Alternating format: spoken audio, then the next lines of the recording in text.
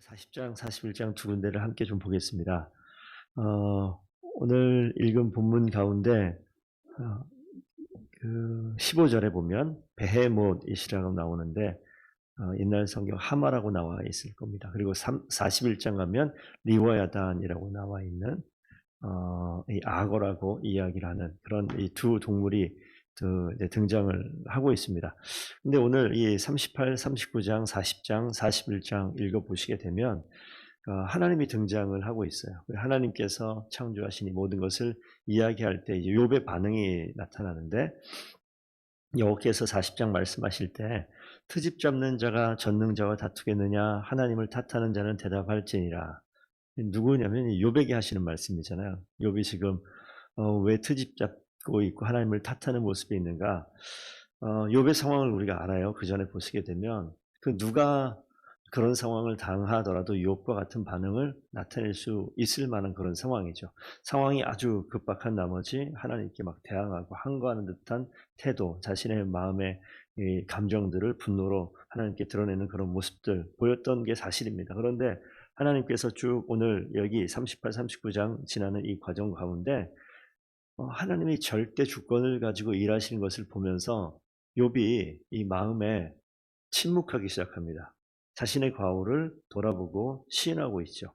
고난 중에 과연 하나님이 계신 건가라는 생각을 했어요. 하나님 안 계신 거 아닌가 이런 생각을 할 만큼. 그러니까 이 고난이 다가올 때 어디까지 가버리냐면 모든 사람이 그럴 수 있어요. 과연 하나님이 계신가 이런 질문은 하나님이 존재하시는가, 하나님이 있으시다면 과연 이런 일이 벌어질 수 있는가라는 진짜 억울하고 속상하고 안타깝고 이 존재에 대한 의심이 마음속에 흔들릴 수 있거든요.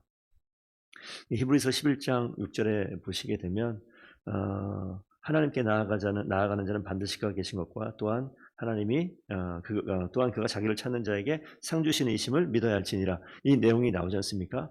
오늘 이 하나님이 나타나는 것만으로도 이 욥에게는 하나님이 정말 계시는구나라는 이것이 큰 위안이 되고 있습니다. 그 절대적인 주권을 가지고 계신 그분이 그런 정말 계시는구나라는 것을 오늘 고백하는 그런 장면이죠. 그래서 침묵하고 있어요. 하나님은 막 찬양하고 중계 하나님을 높이고 이런 차원은 아니고 입을 다물고 있습니다. 그리고 하나님 앞에 3절 4절에 나타나죠. 욥이 이야기하기를 보소서 나는 빛이 나오니 무엇이라 주께 대답하리까 손으로 내 입을 가릴 뿐이로소이다. 그러니까 입을 가리고 있는 이 욥의 태도, 하나님 앞에 그냥 겸손하게 무릎 꿇고 침묵하고 있는 그런 모습입니다.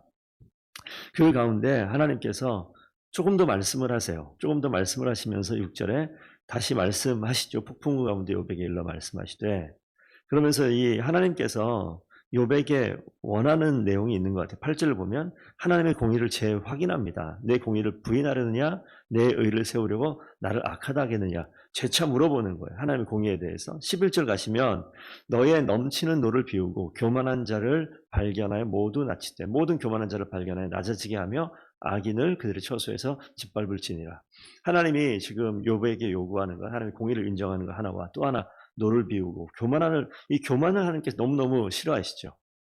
그래서 이 교만을 낮추고 악인을 처소에서 짓밟아라. 다시 이야기하면 하나님이 언급하는 악은 교만한 거예요. 이 교만이라는 건 삶의 존재를 인정하지 않는 것.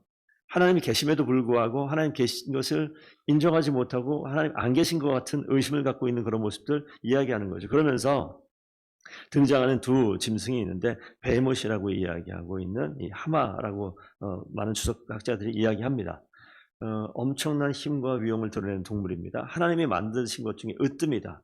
인간이 당해낼 수 없는, 어찌할 수 없는 그런 짐승을 끄집어내는 거예요. 똑같이 하나님께서 창조하신 그 창조물인데 그 19절 보면 하나님이 만드신 것 중에 으뜸이다. 그것을 지으시니가 자기 칼을 가져오기를 바라노라. 뒤에 보시게 되면 하나님이 만드신 것 중에서 가장 으뜸이 되는 인간이 어떻게 감당할 수 없는 두 짐승을 끄집어냅니다. 23절 한번 좀 볼까요? 그 보시게 되면 강물이 소용돌이를 칠지라도 그것이 놀라지 않고 요단강 물이 쏟아져 그 입으로 들어가도 태어나니. 이 하나님 만든 짐승을 하나 언급하면서 하나님께서 그 짐승의 특징을 하나 이야기하면서 이 내용, 강물이 소용돌이를 쳐도 놀라지 않고 요단강 물이 쏟아져 그 입으로 들어가도 태어나다. 하마를 연상해서 이런 내용을 한번 생각해 보면 그 짐승이 사는 삶의 환경이나 배경이나 그리고 또 그 모습을 보시게 되면 그럴 수 있겠구나 이해가 되어지는데 어떤 주석학자는 이렇게 설명을 하고 있어요. 이 내용을 보면서 욥의 내용과 한번 견주어서 이야기하는 거예요. 욥은 어땠습니까? 그런 상황 가운데 태어나고 뭐 이런 내용들을 보시게 되면 전혀 태어나지 않아요. 고난이 다가왔을 때 그걸 견뎌내지 못하고 힘들어하는 그런 모습들. 그래서 욥이 본받아야 될 어떤 성품, 느긋함, 의연한 그런 속성들을 견주어서 설명하고 있다라고 이야기하는데 한번 좀 생각해 볼 필요가 있는 것 같아요. 하나님이 만드신 그 어떠한 강력한 피조물, 이 리워야단을 어떻게 41장에 처음 시작하는 이 리워야단이라고 나오는 그 짐승이 나타나는데 이것 또한 그 사람이 당해내지 못할, 인간이 당해내지 못할 그 어떠한 그런 짐승을 등장을 시킵니다. 우리가 그 짐승을, 그 피조물조차도 감당하지 못하는데 그것을 창조하신 하나님에 대해서 어떻게 대항할 수 있겠느냐라는 그 설명을 지금 하기 위해서 하나님께서 등장을 시키죠.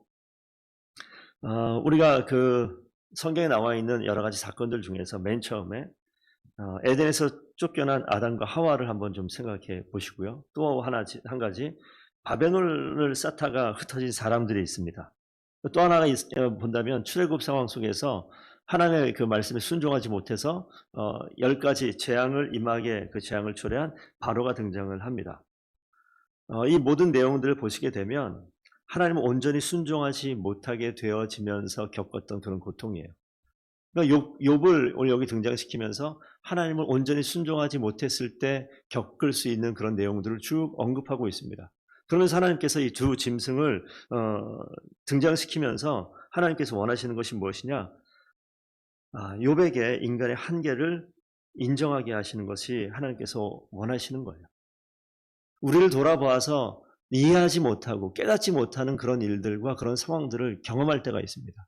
그럴 때 하나님께서 원하시는 것은 우리의 한계를 인정하는 거예요. 하나님의 절대 주권을 인정하는 거예요. 나약한 존재를 깨닫게 하시기를 원하는 것이 하나님께서 인도하신 하나님의 손길인 것을 오늘 말씀을 통해서 깨달을 수 있습니다. 그래서 하나님께서 계속해서 바꾸시기를 원하시는 이 긴 장면 속에서 하나님 앞에 절대적으로 순종하고 복종하고 우리의 낮아진 존재를 인정하고 깨닫게 하는 것. 우리는 이 악어나 이 하마로 등장하는 베헤못이나 리워야단 이거 어떻게 우리가 제어하고 우리가 감당할 수 없는 그런 존재를 등장시킵니다. 이것을 통해서 하나님께서 원하시는 것은 우리 자신의 의를 자랑하지 못하게 하는 하나님의 그 일하심을 오늘 말씀하고 있죠. 그리고 또 우리가 이해할 수 없는, 그리고 우리의 지식으로 하나님은 판단할 수 없는 것을 보여주고 있습니다. 이 내용을 한번 좀 정리해 보면 하나님께서 우리의 삶을 살아갈 때 저는 오늘 이 내용을 좀 보게 되면서 내 삶을 돌아봅니다.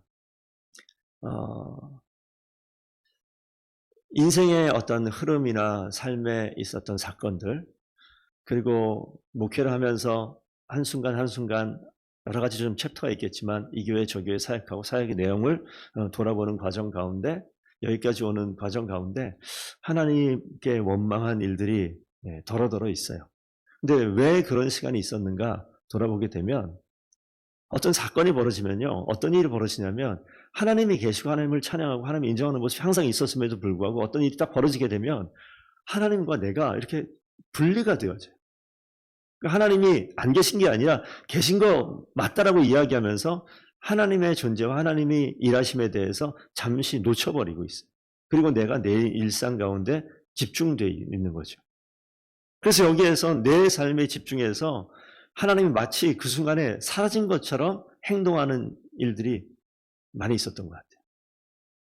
근데 고난의 순간, 내가 이해할 수 없는 순간 되면 하나님을 통해서 그 상황을 이해하고 해석해내고 그 상황을 살펴봐야 되는데 하나님이 그 순간 어디론가 사라진 것 같은 그런 시간들을 경험했던 것을 고백할 수 있습니다.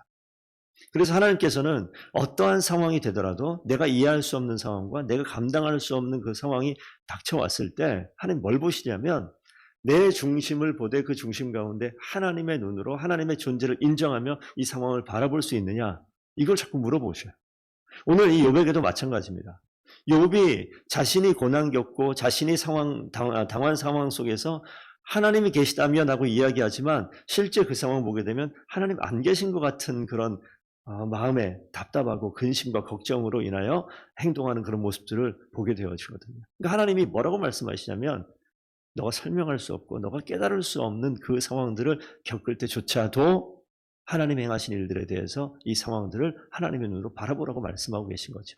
우린 그러지 못합니다. 그래서 하나님의 절대 주권을 인정할 수밖에 없고 하나님이 일하시는 것을 고백하고 나아갈 때 이 마음 가운데 하나님의 일하심으로 인해서 하나님이 기쁘시게 할 수 있는 존재로 바뀌어 나가는 거예요.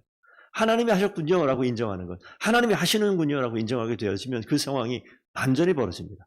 그래서 우리가 오늘 이 말씀을 통해 다시 한번 좀 기억해야 될 건, 마음에 새길 것은 우리가 어떤 상황에 있더라도 하나님은 그 자리에 반드시 이전부터 계셨고 지금도 계시고 앞으로 또 계십니다. 그래서 하나님이 주권적으로 이 상황을 이끌어 가시고 내 삶을 바꿔나가시는 거죠. 우리 가운데 있는 모든 감정을 비워내고 우리가 마치 하나님 된 것처럼, 우리가 마치 하나님보다 높아진 것처럼, 마치 하나님을 다 아는 것처럼 고백하는 그런 교만조차 하나님께서 다 깎아내리셔서 온전히 절대적으로 하나님께 순종하고 하나님의 주권을 인정하며 살기를 바라시는 하나님의 마음이 오늘 말씀 가운데 있는 줄로 믿습니다. 저희가 어떤 상황이라도 하나님을 철저하게 순종하고 의지하며 나아갈 때 하나님께서 우리의 인생을 하나님의 손에 붙들려 살아갈 수 있도록, 그리고 하나님의 뜻 가운데 승리를 경험하고 하나님의 기쁨이 될 수 있는 그 자리에 세우실 줄로 믿습니다. 그렇게 오늘 하루도 하나님의 뜻 가운데 순종하는 귀한 주의 종들 되기를 축복드립니다.